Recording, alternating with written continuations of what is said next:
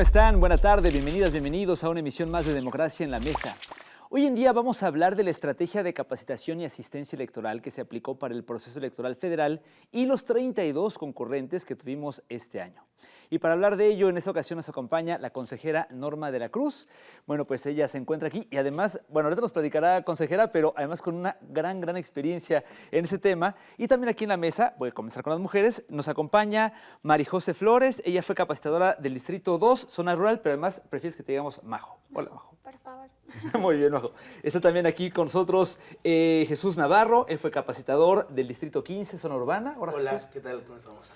Qué bueno. Y por acá, Kevin Castañeda, él fue supervisor del Distrito 8. Hola, Kevin. ¿Qué tal? Muy buenas tardes. Buenas tardes. Oigan, pues un tema, la verdad es que lleno de muchas experiencias. Deben saber ustedes que nos acompañan que antes de que comenzáramos ya propiamente a estar aquí al aire con ustedes, estábamos platicando y bueno, nos hemos enterado de una cosa increíble por todas las experiencias que tienen. Pero antes de poder, pues ahora sí que empaparnos de sus experiencias, déjenme preguntarle primero a la consejera Norma de la Cruz, porque pues, creo que hay que empezar desde ceros. ¿Qué es esta estrategia de capacitación y asistencia electoral?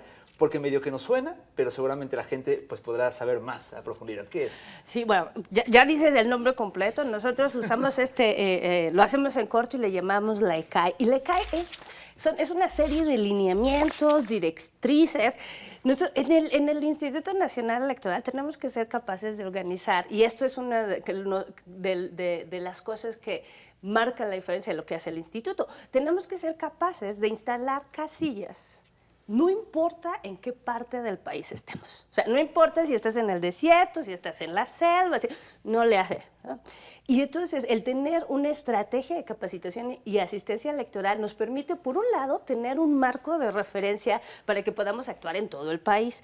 Y esto lo vamos decidiendo desde antes, porque el objetivo es muy claro. Tenemos que integrar todas las mesas directivas de casilla. Ese es nuestro objetivo. Entonces, el tener primero los lineamientos claritos de cómo vamos primero, ¿no? Cómo vamos a hacer el reclutamiento de nuestros supervisores electorales como primer nivel, nuestros capacitadores y capacitadoras, cómo tenemos, no solo cómo los seleccionamos, cómo los capacitamos, porque el papel que tienen, o sea, además es nuestra primera línea de contacto con la ciudadanía, y tener primero este documento que te permita guiar todos los trabajos para que puedan, porque no solo es operativo, también es administrativo, también, y bueno, y ahí te habla también de la gran variedad de tareas que cada una de las personas que formamos parte del instituto vamos cumpliendo. Entonces, eso nos da claridad de qué vamos a hacer, cómo lo vamos a hacer, quién lo tiene que hacer, en qué tiempos. Y aquí es la cosa bonita, porque esto lo pensamos hace meses antes de la elección, tienes una idea, proyectas, y luego ya viene la parte cuando se tiene que implementar y se tiene que hacer realidad. Y ahí es donde, y esta es la parte, que por eso que esta es la intención de esta mesa, platicarle a la ciudadanía qué pasa después, ¿no? Porque aquí les podemos hablar de los números fueron muy bien, gracias a toda la gente, pero también qué pasó, ¿no? ¿Cómo se hace? Los retos que es desde ir a visitar, hacer tus recorridos, ¿no? ¿Cómo los planeas? Porque la gente cree que nada más salimos de, ay, la calle que me parezca más bonita, ojalá fuera así, ¿no? O a qué barrio vas primero, o sea, todas cosas tan simples, ¿no? O cómo resuelves, ¿no? Porque no solo es instalar las casillas, la capacitación, promover la participación, sino además tienes que garantizar que el día de la elección esté funcionando, que tus casillas se instalen, que tengas tus casillas del PREP, tus casillas del conteo rápido, o sea, y no solo, o sea, tu función no termina solo ahí, va más allá de la capacitación. Y requiere, pues, y yo creo que aquí nos van a platicar un poco cómo fue también vivirlo, porque que esta es la oportunidad que nos da, ¿no? Ahorita tuvimos un proceso electoral bien complejo, también ha sido muy exitoso, pero también es un buen momento para revisar, porque yo hace rato les decía, yo mi primera experiencia electoral en elecciones fue en el 94, y yo fui capacitadora electoral allá en Naucalpan. Entonces, Había muchas cosas que apenas estaban haciendo, ¿no? O sea, ahora, ¿dónde inicias? Todavía no estaban todos los lineamientos No, como ahora. no había lineamientos. Bueno, había algunas estructuras, pero ese fue como el origen de cómo se ha ido perfeccionando muchos de los mecanismos que tenemos ahora, metodologías. Pero también, y creo que esta es la parte rica, ¿no? Y por eso queremos escuchar también a nuestros capacitadores, nuestros supervisores, cómo lo vivieron, porque lo que vemos es que nuestro país está cambiando. Entonces vimos varias lecciones. Uno, no, desde cosas administrativas, ¿no? O sea, el compromiso de mucha gente, la respuesta que tuvimos para la convocatoria para reclutar cerca de 50,000 capacitadores y supervisores fue fantástica, ¿no? Tuvimos más de 229,000 aplicantes, 152,000 pasaron al examen, 187,000 a la entrevista, o sea, aún así, ¿no? Y bueno, también vimos que con el paso de la semana pues tenemos que revisar salarios, tenemos que revisar procedimientos, o sea, ¿por qué? Porque ahora, o sea, y tuvimos cosas que antes no pasaban, convocatorias en los estados del sureste, generalmente tenías más candidaturas que puestos, ¿no? Entonces por cada vacante tenías 10 personas que querían ser capacitador o capacitadora o supervisor, pero en este proceso electoral no fue así. A ver, antes de meternos a profundidad, digamos, a las particularidades, estoy bien interesado, y yo creo que toda la gente que nos acompaña está bien interesada en conocer justamente estas experiencias, consejera, de las que nos hablabas. Y si me permites, vamos a comenzar por Majo, porque además Majo, digamos, veo que además Majo es joven, ¿no? Le tocó una zona rural y entiendo que de repente hubo muchas dificultades que nos platicabas, Majo, antes de entrar al aire, desde el clima, desde los horarios, un montón de cosas. Platícanos por favor tu experiencia. Bueno, yo fui capacitadora en la zona de Milpa. Mi zona fue mixta porque era parte como urbana y la otra parte era rural. Pero pues sí estuvo un poco extenso, un poco complicado, sobre todo porque pues la gente de Milpa tiene una casita como muy distanciada a veces de otras casas. Me tocó una parte donde pues sí justamente había pura nopalera y yo tenía que caminar por la nopalera pues para ubicar las casas. Entonces, pues en la parte de reclutar a los funcionarios de mesa directiva de casilla, sí se me hizo un poquito pues complicado, pero pues se logró. Yo quedé muy satisfecha con, pues al final del día de la jornada electoral, con cómo desempeñé mi cargo de capacitadora asistente electoral. Eso es importante, quedó satisfecha y esa es una parte importantísima.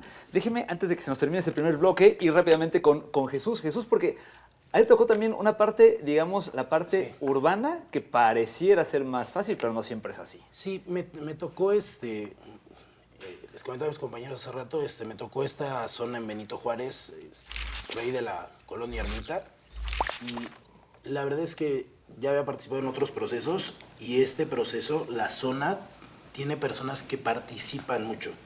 O sea, incluso quien te dice que no, de verdad no es como una excusa, sino, sí quisiera, pero conozco a tal persona, oye, mi vecino llega a tal hora, veo que lo traes en la lista, ¿por qué no te acercas a esa hora a buscarlo? Entonces, por ese lado creo que fue más fácil, en mi caso, el poder conseguir a las personas para conformar las mesas. Fue más sencillo, ¿no? Digo, vi a otros compañeros en otras zonas dentro de la misma delegación, que fue un cambio total, ¿no? O sea, ellos fue complicado, pero en mi caso, en esta ocasión, la verdad, tuve mucha suerte. Y la gente fue muy amable, ¿no? Tengo suerte que sean amables conmigo. Entonces, estos casos donde a veces dicen que la ciudadanía no quiere, creo que es un mito. Creo que más bien es un tema de, oye, si yo voy llegando de trabajar y vengo estresado y es un mal día y es mediados de quincena, pues no es mi tema y mi coraje no es contra el INE ni contra las elecciones, vengo de una semana terrible, entonces mejor ven el sábado a mediodía, ¿no? No vengas el viernes en la noche. Pero en general creo que a la gente sí le interesa. Bueno, a lo mejor esto es muy idealista, pero creo que a las personas sí le interesa saber, y incluso lo platicaba yo con esas personas de la zona, que decían, no, es que en otros lados no participan. Decían, no, o sea, de hecho yo pienso cuando yo estaba joven y tenía 18, 19 años y nunca oía a ningún amigo ni yo hablar de ningún modo de política.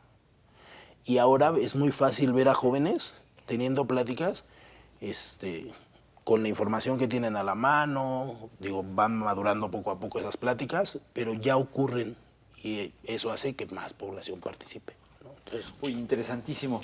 Oye, Kevin, bueno, y tú como supervisor, nos decías antes de que comenzáramos esta charla ya con la gente que nos acompaña, que te tocó principalmente atender a personas de adultos mayores. Sin embargo, pues nos interesa también saber, bueno, independientemente de con quién trabajaste tú, ¿qué te contaban ellos? ¿Quiénes participan más? ¿Jóvenes, adultos como ellos? ¿Qué tan complicado es? ¿Qué tan fácil? Es un universo, un ecosistema totalmente diverso. Hay personas adultas mayores con las que tú te encontrabas al tocar la puerta, al encontrártelas, al buscarlas, que te decían, es mi labor ciudadano, mi deber cívico, tengo que hacerlo, con mucho gusto ahí voy a estar. Tuve secretarias de 94 años que por su pasión y su gusto desearon estar el día de la jornada electoral ahí en casilla apoyando directamente la construcción, pero también hay personas adultas mayores que por cuestiones de salud no deseaban participar, por cuestiones personales tampoco deseaban participar, y del otro lado, las juventudes, hay jóvenes de que decían, yo siempre he querido participar, yo veía a mi papá ir, es mi labor, yo voy a ir, y había jóvenes de que tengo que estudiar, no puedo, tengo limitantes, tengo que trabajar justamente, porque les comentaba a mis compañeras hace un momento, había personas de que trabajan turnos fuertes y si no asisten a trabajar ese día, pues repercute directamente en su economía, pero se daban su espacio para ir a votar. Me decían, no puedo participar porque tengo que trabajar, pero ahí voy a estar ese día en la casilla. Uy, qué Entonces, interesante. muy importante esa parte. Déjenme hacer rápidamente una pausa, pero ahorita seguimos platicando de las experiencias, de todo lo que implica este ECAE, como dice la consejera Nolo, bueno, como se conoce. Ustedes, por favor, que nos están acompañando, no se vayan, tan solo es cuestión de unos minutitos y seguimos platicando sobre esta labor bien enriquecedora y que hay que decirlo, hizo posible las elecciones, que hay que recordar las elecciones las hacemos como ciudadanos. Aquí tenemos a 3 con nosotros en este momento que nos están platicando cómo fue esta labor para capacitarnos a quienes participamos en la elección. Vamos y regresamos. En el sello editorial INE tenemos obras para niñas, niños, Aunque nuestras ideas y opiniones sean distintas, para adolescentes y jóvenes, El país tiene uno de los mayores retos. también sobre temas de interés general, La participación ciudadana en la democracia. así como publicaciones especializadas. La democracia va mucho más allá de las elecciones. La cultura democrática es para toda la ciudadanía. Conoce las colecciones y descárgalas en INE.mx. INE. Esta es una noticia importante. El INE cuida la equidad en la elección. Aprobó lineamientos para evitar que quienes operan programas sociales, así como las personas servidoras públicas, influyan en la votación. Una de estas medidas es que no deberán usar logos ni emblemas que generen promoción de algún programa social o a favor de algún partido político. Tampoco nombres ni símbolos. Con estas medidas se garantiza la equidad y la imparcialidad en las elecciones. INE. Estamos de vuelta en Democracia en la Mesa. Qué bueno que continúan con nosotras y con nosotros. Hoy estamos particularmente hablando de un tema, pues la verdad es que muy enriquecedor, la Estrategia de Capacitación y Asistencia Electoral, o ECAE, como seguramente ustedes tampoco sabían, como yo, que le decíamos así o que le decían así aquí en el Argot del INE, pero ha sido muy, muy enriquecedor. Y estamos hablando con ciudadanas, con ciudadanos y con la consejera Norma sobre pues, la labor que han hecho, que la verdad es que, híjole, ustedes que nos están acompañando se van a dar cuenta de lo titánico que es el seleccionar y el capacitar a todas las personas que participaron como funcionarios y funcionarios de casilla. Y bueno, al respecto, déjenme primero comenzar preguntándole a la consejera algunos datos. Tenemos ya resultados de esta última, digamos, labor de capacitación de las pasadas elecciones. Ya nos daba hace rato algunas cifras, pero, y el balance que ha sido positivo, pero no sé si podamos ahondar todavía un poquito más sobre, pues, no sé, sorteos, híjole. Pues es que hay varias cosas que vale la pena marcar, porque cuando hablamos de la primera insaculación se visitaron a cerca de 13 millones de hogares. Uy. Entonces, es la primera insaculación. Entonces, eso te habla del trabajo de campo necesario, porque tienes que ir una vez, 2 veces, hasta que te digan que no o que sí. Y hay una primera capacitación, de ahí se hace una segunda insaculación.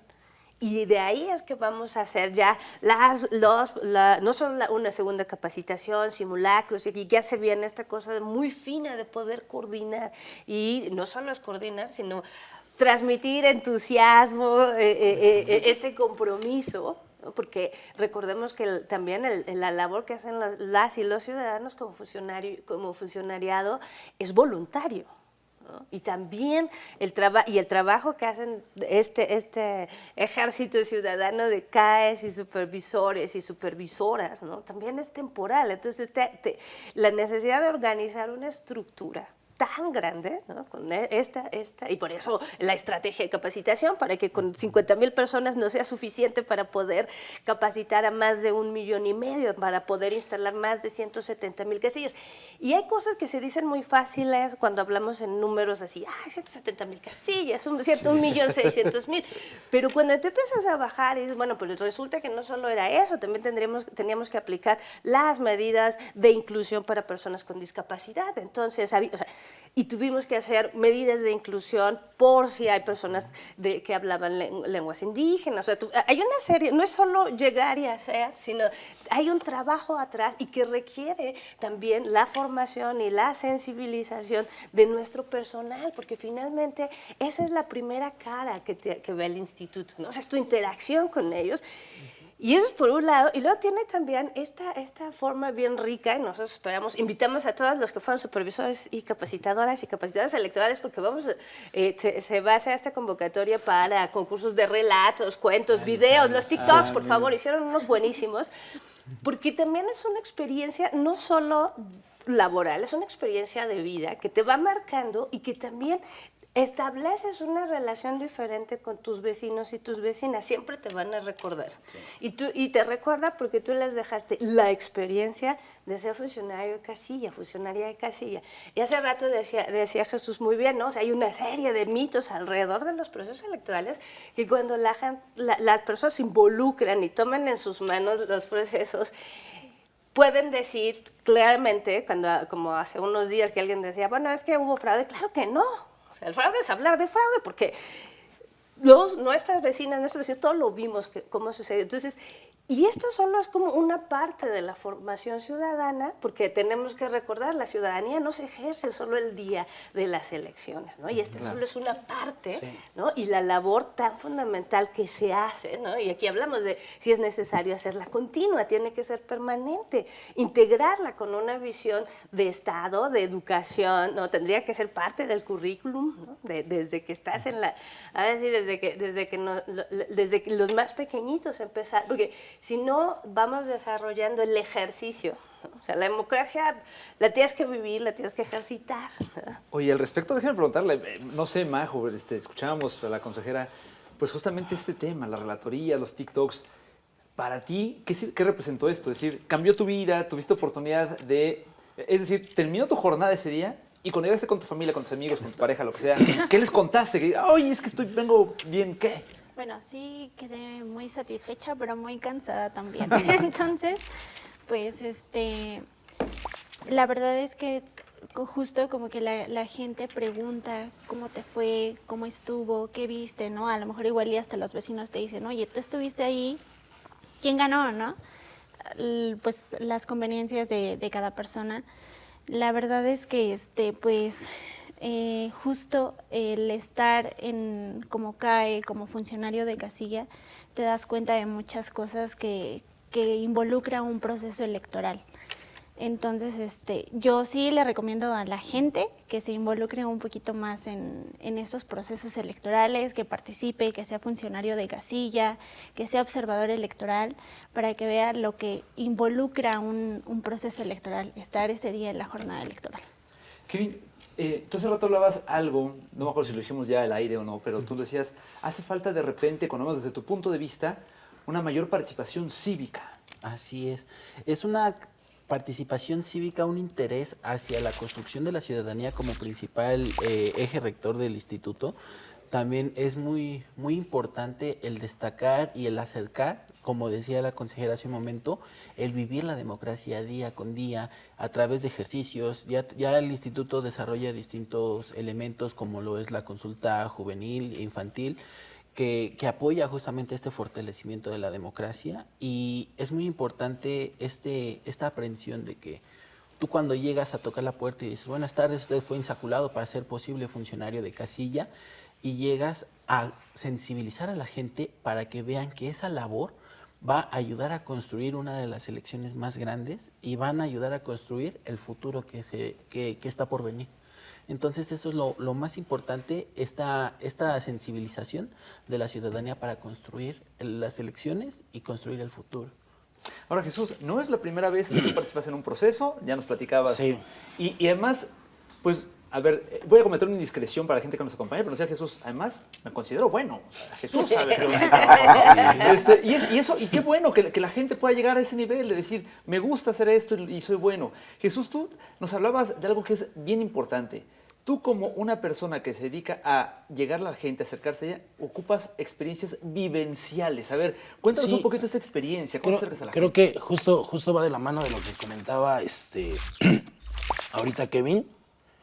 El primer tema que creo que ocurre es que muchas veces tú mismo, cuando estás participando de de cualquier tema político, tú no te lo crees. Entonces, todo lo que platicas y hablas al respecto suena muy falso. Cuando tú empiezas a vivir estos procesos, yo lo comentaba, es a veces dentro de y estoy hablando hacia adentro, no de la cara que dé el instituto hacia afuera, sino el cómo ejerce en la misma junta distrital. Hay un punto donde mantener tu postura neutral es complicado. Mira, qué importante. Y uno pensaría, porque es de esos mitos, hacia afuera el instituto trata de dar una cara, pero hacia adentro, seguramente adentro confabula. No, adentro es muy chistoso, porque hay momentos en los que podría ser una plática totalmente casual, donde hablamos de nuestras ideas políticas de cada quien, y escuchas a los vocales y a todas las personas que se encargan dentro del instituto y que son personas que trabajan todo el tiempo, manteniendo la neutralidad, incluso en las charlas casuales. Y se vuelve chistoso porque dices tú, no te estoy pidiendo un discurso político, no, pero es congruencia. Entonces, el ver esa congruencia de verdad me creo que lo que yo estoy haciendo forma parte y suma su granito de arena a la democracia, hace que cuando yo platique con un ciudadano, el ciudadano vea que yo creo lo que le estoy diciendo, porque si yo no lo creo es complicado. Y luego existe este tabú es que en la casa no se habla de política. Sí, pero a veces política no implica solamente discutir de posturas políticas de los partidos. Claro. Está la votación, está cómo se manejan los distintos poderes, oye, viste que está esta ley. O sea, hay muchísimos temas de política en los que no necesariamente tenemos que entrar en conflicto al platicarlos y se pueden hablar. Y uno de los principales es este tema de las votaciones, el formar parte de la mesa de casilla, todo eso, y creo que el llegar creyendo tú que sí es correcto hacerlo, hace que cuando te acercas al ciudadano, el ciudadano lo tome de una mejor manera, lo que tú le dices. Bueno, finalmente, me queda un minuto antes del corte, consejera, pero es que ya delineabas tú algo. De repente también hacer que la capacitación sea accesible, o las votaciones inclusive sean accesibles para personas con discapacidad, indígenas, en situaciones de acciones afirmativas, no siempre es como una labor tan fácil y no por eso se olvida. No, y mira, sabemos que este ajuste que tuvieron que hacer cuando fueron a visitar, o sea, cuando se visita en la primera insaculación, fue algo así como, cuando pones el porcentaje se oye 0.38%, fueron personas que tenían algún tipo de discapacidad, pero cuando lo pones en número, esos son 48,000 personas, más de 48,000 personas que se les fue a visitar y que cada uno, y bueno, ellos nos los contarán, porque tuvieron que hacer ajustes para el trabajo, ¿no? Incluso, ¿qué haces cuando una persona, la mayoría, y además te podemos decir que de esas 48,000, solo 8,000 aceptan a la capacitación, ¿no? Y tienes algunos casos donde tienen mucho entusiasmo, pero por su misma condición, a veces requieren el auxilio de alguien más. Entonces también tenemos que capacitar a ese alguien más. Entonces no solo es capacitar a los funcionarios, sino alrededor, porque algo que nos queda claro después de estos 30 años que llevamos de procesos electorales, tenemos un hueco porque todavía toda la ciudadanía no entiende por qué votamos, cómo se dividen los poderes, por qué, o sea, cuando le hablamos a la ciudadanía, lo importante que es, ¿y usted sabe quién es su diputado o diputada local? ¿Cómo se llama su alcaldesa o su presidente municipal? ¿Quién lo representa en el Estado? O sea, ¿quién es su senador o senadora? Entonces, aunque tenemos esto, por un lado, la politización y nos hablan de que todos discuten, y hay una parte de conocimiento para que lo puedas ejercer, porque ¿de qué me sirve si no sé que puedo votar o si no sé que también es mi derecho participar o aquí en el presupuesto participativo? En fin, hay una serie de formas de participar que si no tenemos claro, ¿no? Y yo creo que aquí nos marcan algo que es de las lecciones que nos tenemos que llevar, ¿no? Obviamente, todavía nos falta comunicarle a la ciudadanía mucho más. Sí, correcto. Sí. Híjole, bueno, pues sí. Y da el tema todavía para mucho más, pero déjenme rápidamente hacer un corte porque tenemos que ir a una pausa, pero no se vayan, estamos platicando en Democracia en la Mesa sobre el tema de la capacitación y pues empapándonos, la verdad es que de las vivencias de ciudadanos que participaron, no de funcionarios como tal, pero sí o más, digamos, más ciudadanos que funcionarios, así que no se vayan que regresamos, seguimos platicando de este tema bien interesante, es Democracia en la Mesa. Mi INE es confiable. Por eso va conmigo a todas partes. Con mi INE me identifico Y tomo las decisiones más importantes. Mi INE es una conquista de las mexicanas, un logro de todas y todos. A los más jóvenes como yo, nos toca tramitarla, confiar y decidir. Te esperamos en los módulos de atención ciudadana. Yo. Con mi INE, participo. INE. Ya están disponibles los últimos resultados del monitoreo que realizaron el INE y la Universidad Autónoma de Nuevo León. Estos son los datos sobre la distribución del tiempo en los medios de comunicación, en las campañas a la presidencia. Candidatura por la coalición Sigamos Haciendo Historia, 818 horas 45 minutos 3 segundos. Candidatura por la coalición Fuerza y Corazón por México, 742 horas 33 minutos 23 segundos. Candidatura por el Partido Movimiento Ciudadano, 460 horas 15 minutos 57 segundos. Dale clic y conoce más. INE.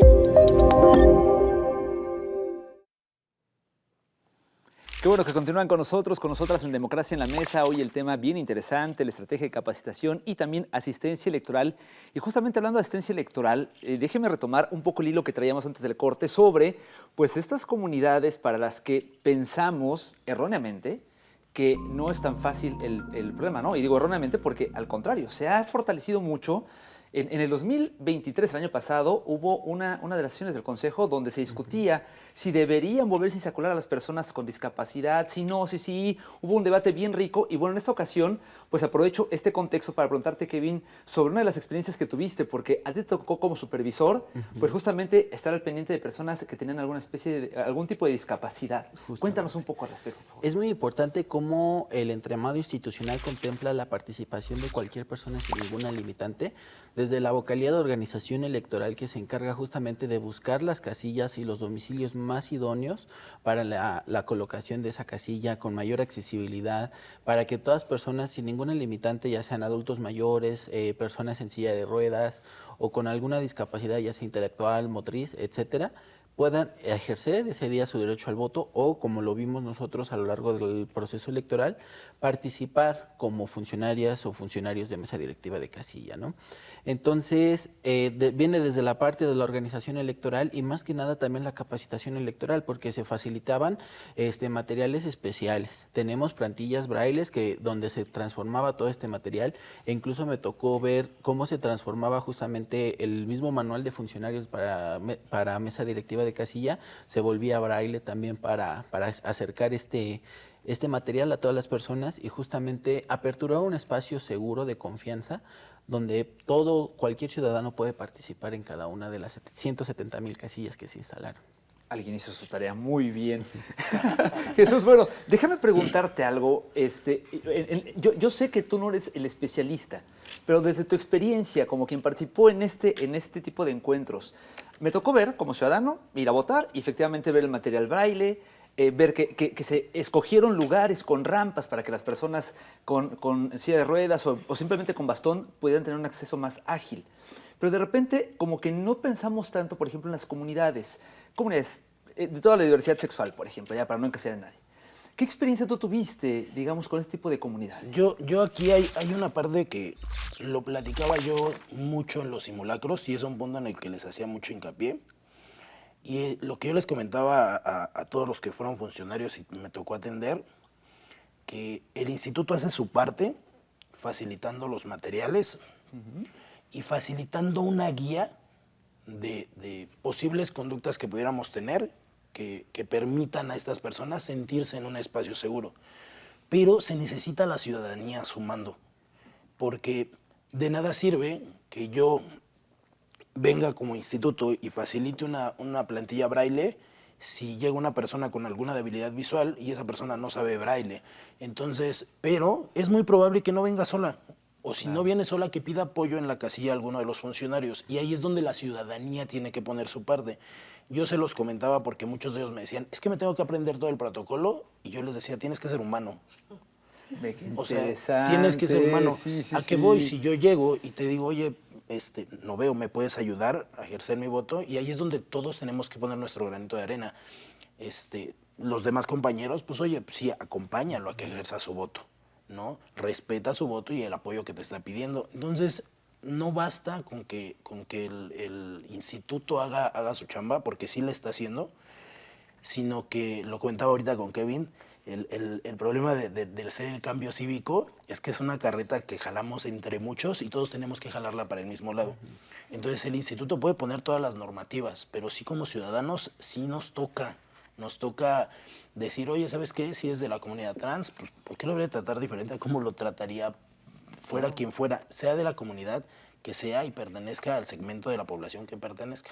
Entonces creo que el instituto está haciendo su trabajo. Están los protocolos, están las herramientas, están las medidas, están las sugerencias del trato, el cómo proceder ya normado. Ahora pues, nos toca del otro lado como ciudadanos decir, ok, yo pongo la parte humana, porque yo soy el que va a estar enfrente de esta persona, de este segmento, y soy el que tiene que hacer uso de estas herramientas. Pero si yo no hago uso de las herramientas, se vuelve un poquito como sin sentido que el instituto haga todo ese trabajo, porque es mucho trabajo. Valiosísimo. Pero va por ahí.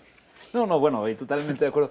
Y bueno, pues la verdad es que, consejera, déjame aterrizar ahorita contigo, dame un segundito mejor, porque sí, claro. Entonces daba yo el contexto de la sesión del 2023 con todo, digamos, esta discusión, lo digo en el buen sentido, ¿no? Que se dio sobre estas acciones afirmativas y las comunidades. Podríamos decir entonces, consejera, misión cumplida. Sí, yo creo que esto es otra de las cosas. Si tú ves en cada proceso, vamos poco a poco ampliando, ¿no? O sea, en este proceso tuvimos, o sea, no solo porque el piloto lo hicimos en el proceso del 2023, no solo tuvimos eso, también tuvimos el voto adelantado, ¿verdad? El anticipado para personas en esta postración, el voto en prisión preventiva, el voto de las y los mexicanos en el exterior. Con novedades, ¿no? Entonces, no solo es todo lo que está cambiando, y aquí ya están dando, está bellísimo escucharlo, porque efectivamente una cosa son las políticas que hace el Instituto Nacional y este es el valor que tiene la ECAE, porque no solo es decirte cómo vas a capacitar, o sea, es poder compartir y que resuenan esos valores. No te tengo que decir que tienes que ser empático, ¿no? O sea, ahí tu respuesta es humana, o sea, porque eso no solo, y esto nos habla también, y aquí la valía del trabajo y el esfuerzo que pone cada capacitador, cada supervisor, nuestros vocales, toda la estructura, ¿no? Porque no solo, aquí nos decían, bueno, ¿cómo mantienes tu imparcialidad? Pues lo tienes que hacer todos los días, ¿verdad? Y hubo un rato en el que nos preocupábamos de qué colores nos poníamos, ¿por qué? Porque nosotros tenemos que mantener, ¿no? O sea, y aquí, independientemente, ya seas consejero, seas CAE, ¿no? Nosotros nos tenemos que ver como la institución imparcial que somos, porque esa es la garantía que le damos a la ciudadanía. Y el poder saber que si llegan, te tocan a tu casa, que va a ser el INE, y que vas a ayudar. Y esta parte, y ahí es la otra parte de formación política, ¿no? Porque no solo quienes son funcionarios ahora entienden la división de poderes, cómo se votan, cómo se eligen, cómo se cuentan los votos, cómo se puede anular una elección. Y ahí tú ya tienes, o sea, ya estás formando ciudadanía y en esos hogares eso también se va a replicar. ¿Qué nos queda esto? Que no es suficiente, por supuesto, ¿no? O sea, ya nos queda claro que no es suficiente y como bien dice, si no lo hacemos de manera transversal y vamos caminando todas y todos a la misma dirección, pues los esfuerzos se van a ir dispersando, ¿no? Que ahí es donde vemos estos espacios donde se llenan con desinformación, con mitos, ¿no? Entonces ahí se vuelve, y es cierto, puedes tener una institución con unos buenos protocolos, pero si no tenemos la empatía, la sensibilidad para aplicarlos, porque esa es otra cosa, estamos hablando de personas, cada una es una vida. Entonces, para muchas personas el poder tener ese acceso de ser funcionario o funcionaria de casilla con una discapacidad se vuelve un acto de empoderamiento y les da agencia de que pueden ejercer sus derechos. Lo mismo cuando estamos incluidos, muchos de nuestros CAEs, por ejemplo, hablan lenguas indígenas y eso nos ayuda y nos abre otras puertas, incluye a otras personas que tradicionalmente podrían ser excluidas, ¿no? Entonces, no solo la formación que te da como capacitada electoral, ¿no? O sea, sí es una cosa muy rica. Lo piensas a la distancia y ahora y dices, es que es ese contacto humano, o sea, no hay otras experiencias, nada vas a tener. Y esto no solo te enriquece, además tu compromiso, porque tú sabes que lo que haces se ve ahí. Y no hay dónde esconderse, porque o capacitaste bien o no, pusiste todos tus funcionarios y funcionarias o no, llegaron todos tus paquetes o no, aquí no hay dónde esconderse, es una de las cosas que te inyectan las elecciones. A mí algo que creo que me quedó así clarísimo y creo que eso es una de las cosas que me movió a quedarme a seguir una vida electoral. Es eso, no tienes a dónde esconderse. Los resultados están ahí, están tus casillas sí o no, tienes tus paquetes sí o no, salió el conteo rápido sí o no, salió el PRED sí o no, no hay para dónde hacerse. Entonces, y algo que nos dice nuestra ECA es que tiene muchas cosas que funcionan, pero tiene muchas áreas que tenemos que mejorar para tener la capacidad de garantizar que independientemente en qué sección electoral estés, en qué distrito, en qué esquina de México, en qué rincón estás, vamos a tener esas casillas con la misma calidad, con la misma capacitación, todas las funcionarias y funcionarios sabrán lo mismo y te van a atender a ti, ciudadanía, igual, no importa dónde estés. Y ahí es donde, cuando hablamos de qué hace el INE, porque no importa si vives en la zona más rica del país o la más pobre, tu casilla va a estar ahí y tus funcionarias y funcionarios te van a tratar igual. Eso es uno de los grandes valores de esta estrategia. Me gustaría tomar la opinión de Majo, pero antes, rapidísimo, recuérdanos cuándo comienza el proceso para las siguientes elecciones, las de 2025. Me refiero en cuanto a la estrategia de capacitación, ¿cuándo serán? Sí, bueno, la vamos a estar aprobando a finales de septiembre, porque vamos a tener procesos electorales solo en 2 estados, el estado de Durango y de Veracruz, elecciones locales, entonces tienen otra lógica, ¿no? Pero la tarea de organización del Instituto Nacional, ahí está, en unos días vamos a estar aprobando elecciones extraordinarias en Chiapas, o sea, la capacitación no acaba todavía, la capacitación electoral. Majo, pues rapidísimo, deja de preguntarte, en 30 segunditos cada quien, pues, ¿con qué te quedas? Y, sobre todo, ¿qué sientes que se puede mejorar? Ok, justo como lo decía la consejera, el INE es un instituto donde no te puedes esconder. Creo que todo está muy medido, muy regulado y eso creo que es una garantía a la ciudadanía. Entonces, me gusta mucho lo que involucra el instituto y yo sí, pues, me quedo satisfecha, tuve buenos funcionarios y yo creo que la participación de la ciudadanía es lo importante también. ¿Qué bien áreas de oportunidad? Áreas de oportunidad, hay bastantes que muchas también están contempladas, por ejemplo hay secciones de estrategia diferenciada que se tienen que atender de distinta manera a las de cualquier otra a nivel nacional, pero también hay áreas de oportunidad que mejorar es lo administrativo, fortalecer cómo vas a garantizar que todos los CAEs que salen a campo tienen el 100% de su material necesario para salir a trabajar, a salir a tocar puertas y pues también el cómo vas a crear técnicos especializados electorales que van a ir a sensibilizar a cada ciudadanía. Jesús. Creo que un área de oportunidad es hacer una cadena de comunicación correcta que baje a través de los escalones del instituto y no se quede solo en vocalías o a veces en CAEs, sino que sea una cadena de comunicación que logre bajar hasta la ciudadanía, porque de otro modo no hay forma de empatizar, no hay forma de conectar con la ciudadanía y que la ciudadanía se emocione, porque la realidad es esta. Creo que participar en un proceso electoral es algo que todos los ciudadanos deberían de hacer por lo menos una vez en la vida, es una experiencia de vida. Entonces, si no existe esa cadena de comunicación desde arriba hasta abajo de las cosas que están ocurriendo, es muy difícil que el ciudadano, cuando tú llegas de la nada y le dices, hola, ¿quieres participar?, diga, sí, ¿de qué hablas? Claro. Entonces, creo que va por ahí. Bueno, ya vimos a la consejera apuntando todas las sugerencias. Consejera, una reflexión final, 30 segundos, por favor. Bueno, primero agradecer, yo creo que estos espacios son bien importantes. Ayúdenos a difundir qué hacen los CAEs, qué hacen los supervisores y qué hacemos nosotros durante los procesos electorales. Yo creo que es bien importante y obviamente hay muchas áreas de oportunidad y este es un buen momento de poder conservar lo que sí ya vimos que nos funciona y estas cosas de mejoría, porque nuestro país está cambiando y tenemos que adaptarnos al siglo XXI. ¿no? Sí, seguimos haciendo cosas todavía, pero lo que nos queda claro, ¿no? Es recuperar todas estas experiencias porque finalmente ya la garantía del trabajo INE pues se la dan las personas que lo hacen. Pues déjenme agradecerles a todas y a todos. Déjenme comenzar con Majo, ella fue capacitadora del Distrito 2 del área mixta. 21, Distrito 21. Ay, perdón, me tengo que ir mal, la Distrito 21. A Kevin, supervisor, también estuvo pendiente. Gracias, Kevin. Gracias, Jesús, también estuviste capacitando. Y por supuesto, consejera Norma, muchísimas gracias. Y también gracias a ustedes que nos acompañaron. Déjenme pues, reiterarles rápidamente que pues, este espacio Democracia en la Mesa es una producción de la Coordinación Nacional de Comunicación Social y por supuesto invitarlos a que no dejen de seguirnos en las redes sociales en las que pues, podrán encontrar información sobre las actividades que realiza el INE pues, de manera cotidiana. Gracias por supuesto y nos vemos en una siguiente emisión de Democracia en la Mesa. Hasta entonces.